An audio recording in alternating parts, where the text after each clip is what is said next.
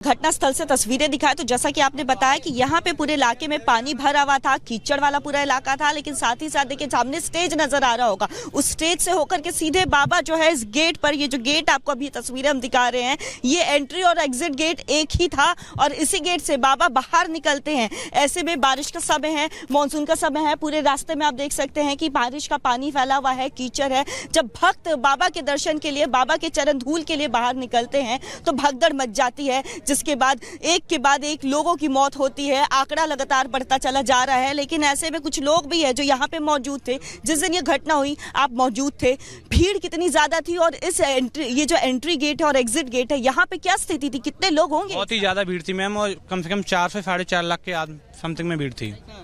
इसी गेट से सब निकलने की कोशिश? जी भगदड़ सी मच गई थी। इसी गेट से नहीं, पूरे उसमें होकर ग्राउंड में होकर निकल रहे थे लोग।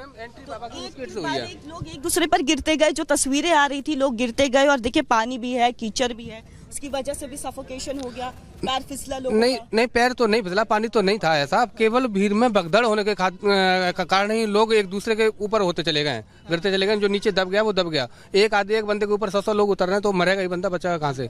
लेकिन बाबा की कमी रही है। बाबा यहाँ से आए थे, वहीं चले जाते, लेकिन उन्होंने दर्शन के चक्कर में आए थे, उस चक्कर में जुलूस लग गया। जुलूस लगने पर मतलब बाबा यहाँ से होकर के ही सीधे गेट से बाहर, यहाँ से वो दूसरा रूट है, वो दूसरा रूट मंच तक बनाया है। जी उसी जी गाड़ी छूने के लिए, चरणों की धूल लेने के लिए, इस चक्कर में हुआ है ये हादसा।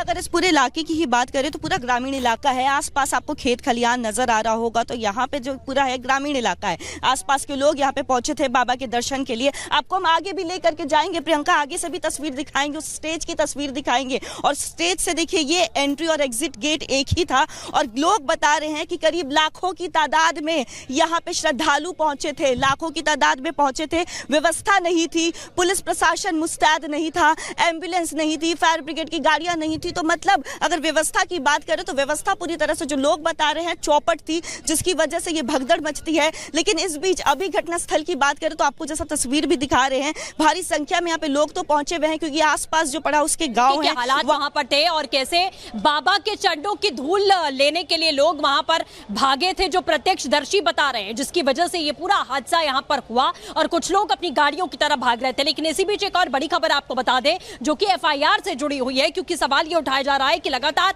बाबा सूरजपाल का नाम इस एफआईआर में क्यों नहीं है, लेकिन जो प्रमुख सेवादार है, मुख्य सेवादार है, उसका नाम इस एफआईआर में मेंशन है, जो एफआईआर दर्ज की गई है। तो सबसे बड़ी बात कि बाबा का नाम नहीं, लेकिन उसके प्रमुख सेवादार का नाम इस एफआईआर में है और एफआईआर में आयोजक और अज्ञात सेवादारों के नाम लिखे गए हैं। ये आपको हम लगातार यहां बताने की कोशिश कर रहे हैं। और करीब 2.5 लाख लोग सत्संग में आए थे, ये पुलिस का कहना है, यानी कि ऑफिशियली स्टेटमेंट आ चुका है कि 2.5 लाख लोग यहां पर पहुंचे थे और 80,000 लोगों की इजाजत इस पूरे मामले में पहुंचने की दी गई थी। यानी कि कार्यक्रम की परमिशन थी, लेकिन सिर्फ 80,000, 2.5 लाख लोगों की संख्या पहुंचती है इस पूरे कार्यक्रम में। देखिए